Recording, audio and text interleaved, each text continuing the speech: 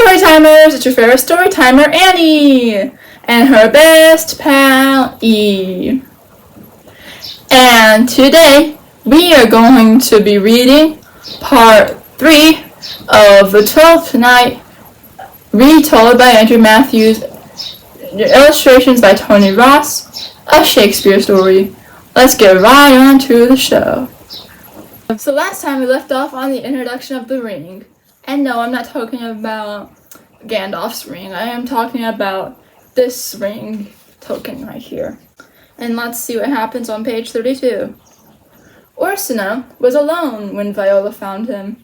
He was singing a song about doomed lovers and how no matter how brightly the sun shone, somewhere the rain was sure to be pouring down like tears. That is so sad. Poor lonely man. He just wants a wife. Viola waited until the song was over, then told Orsino what Olivia had said. Orsino closed his eyes. "Ah," he groaned tragically, "if you knew what agony love can be, Cesario." "I do, my lord," Viola said. Orsino unpinned a brooch from his doublet and handed it to Viola. "Then go to Olivia again," he said. "Give her this brooch and tell her that even though she will not be my wife, my love will last as long as the diamonds that are set on into it." Meanwhile, Bony de Chateau, Malvolo, had returned to the garden. Olivia was not there, but as he hurried towards the house to find her, he found a letter lying on the path and picked it up. "Why, this is my lady's handwriting," Malvolo murmured slowly, like a bony shadow he was. "Since I am her steward, and her business is my business, it is my duty to read it."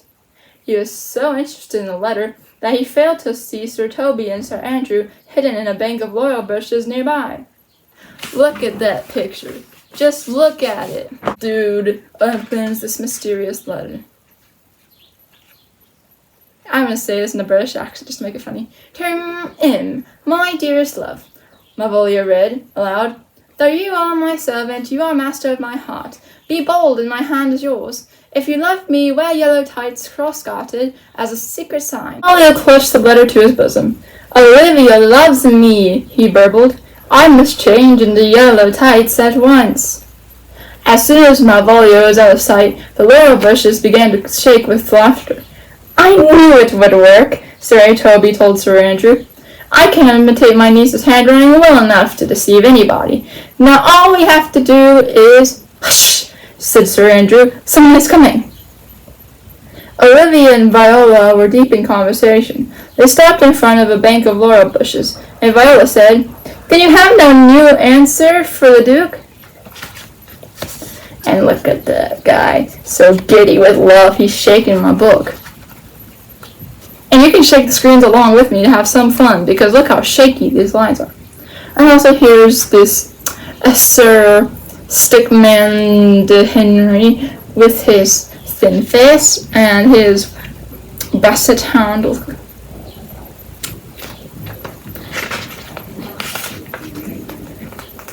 "No," said Olivia, clutching Viola's hand, "but there are answers I would give to you, Cesario, if you would only ask me the questions."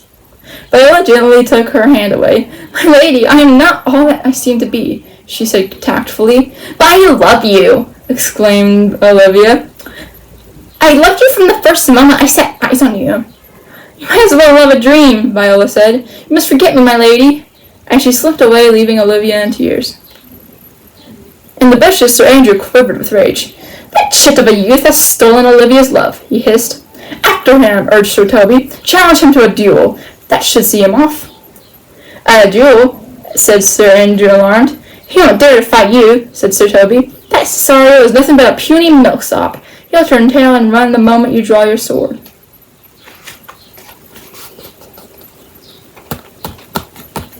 There's nothing I can say, except that these two pictures mean nothing to the words I just read on paper. These are the conversations, and this is his reaction. We don't get a lot of Mr.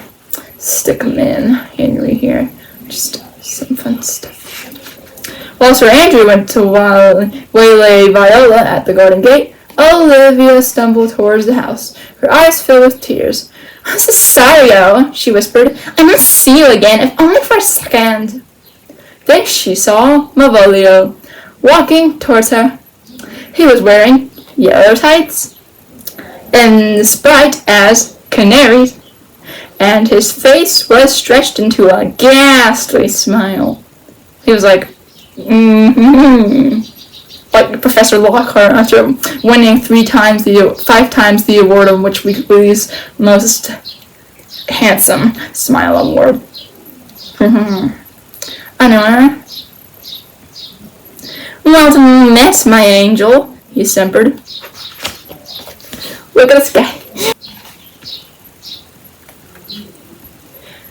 "Malvolo," said Olivia, "are you feeling quite well?"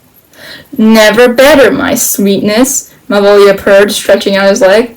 "Have you noticed my yellow tights and cross garters?" "I can hardly miss them," Olivia replied. "I think the heat has made you feverish. Wouldn't you like to lie down?"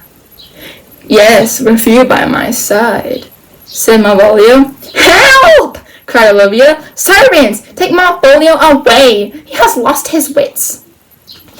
And here we got the stupid Malvolo and his stupid get-up with the bad crossguard. And here she goes.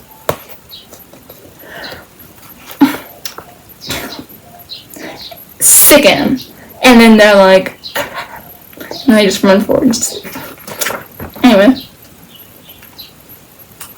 Meanwhile, Viola, relieved to be going back to her master, the Duke, suddenly found herself face to face with the furious Sir Andrew Ogacheek. "Draw your sword, vile scoundrel," snarled Sir Andrew. "My sword?" Viola quailed. "But why?" "So I can fight you," Sir Andrew said. "Or are you a coward as well as a villain?" Reluctantly, Viola reached for her sword with a trembling hand, and at the same moment, most fortunately, a loud voice shouted, "Stop!" A hefty sailor appeared through the gateway, and we got the duel. And here is Sir Ogacheek, looking much older than poor little Viola, dressed in boyish clothing. I think he's even taller, but anyways, it's just proportion mistake. "If you harm one hair of this young man's head," he warned Sir Andrew, "I'll carve you up like a joint of beef." "Oh," said Sir Andrew, pale with fear. "Oh, well, in that case, I think I'd better." And he ran away at an impressive speed. Viola felt weak with relief. "How can I ever thank you, kind stranger?" she said to the sailor. Why did I see Taylor? Sailor, not Taylor. "Stranger," scowled the sailor. "That's a fine thing to call the man who saved you from drowning and helped you to try and find your lost sister. I've been waiting for you at the inn down the road for the last 2 days, Sebastian." "Sebastian!" gasped Viola. "Then my brother is alive and well." Sebastian was alive and well, but totally bewildered. On his way to meet the sailor who had saved him, he happened to pass a fine house out of which rushed a beautiful red-haired young woman. "I knew you'd come back, Cesario," she said, flinging her arms around him. "We cannot live without each other." "My lady," Sebastian said. "Call me Olivia, my dearest," said Olivia. And here you can see interestingness. Sebastian looked into Olivia's eyes. He was about to tell her that she had made a terrible mistake and that his name was not Cesario. But then his heart began to beat faster as love worked its magic on him. "This must be a dream," he said softly, "but please don't wake me up yet." And he hugged Olivia tightly. The two of them were still embracing when Viola and the sailor discovered them. Sebastian recognized his sister and ran to her with a joyous shout. He lifted Viola high into the air, while Olivia and the sailor looked on open-mouthed. And look, the siblings are back again. The twin siblings are back again. They look identical, except for one has long hair, the other has short hair, and so on. "Are there 2 of them?" "Oh, never mind. Are there 2 of them?" whispered Olivia. "I don't understand." It seems so, said the sailor, scratching his head. If you ask me, my lady, someone has a lot of explaining to do. Duke Orsino waited 2 anxious hours for Cesario to return, and at last he lost his patience. He called for his fastest horse and galloped to Olivia's house. Ta-da! Here you've got the fastest horse, and yes, I think it looks a little bit too fat for my taste.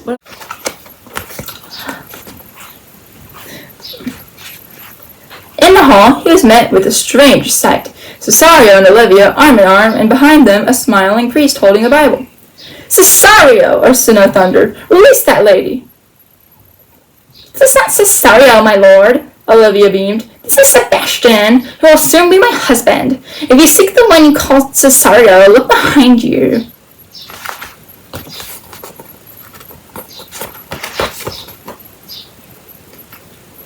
Orsino turned and saw Viola wearing a dress that Olivia had lent her. She looked so lovely that she quite took Orsino's breath away, and he instantly fell head over heels in love with her.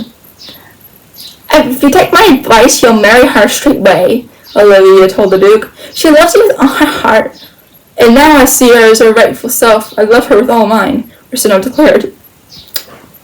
And so, there was a double wedding in the house of Countess Olivia, and that night the windows were bright with lights, and the air was filled with the sounds of music and celebration.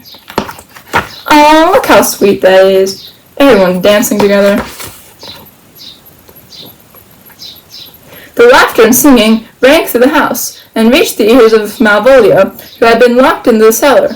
He pressed his face against the bars, the window, and called out, Hello! Hello! Let me out, someone! I am not mad. Truly I am not. But nobody heard him. Not that night. I'll follow this good man, and go with you, and having sworn truth, ever will be true. Sebastian.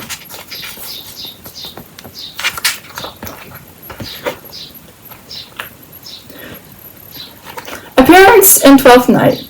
It's easy for people to get identical twins mixed up in Twelfth Night. Shakespeare uses this idea with hilarious results.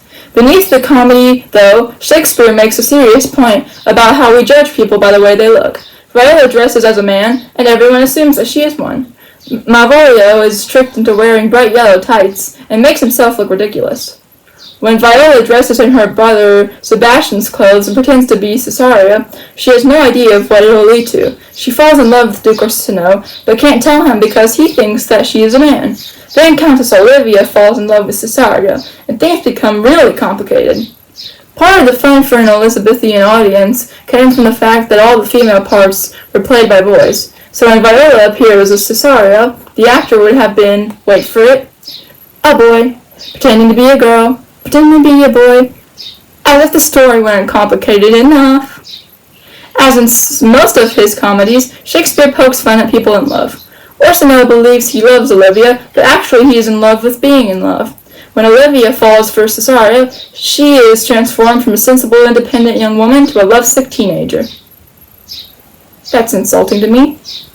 Shakespeare shows how misleading appearances can be, and that what is in people's hearts is far more important than the clothes they wear. And that, my friends, is officially the end of the 12th night. Peace.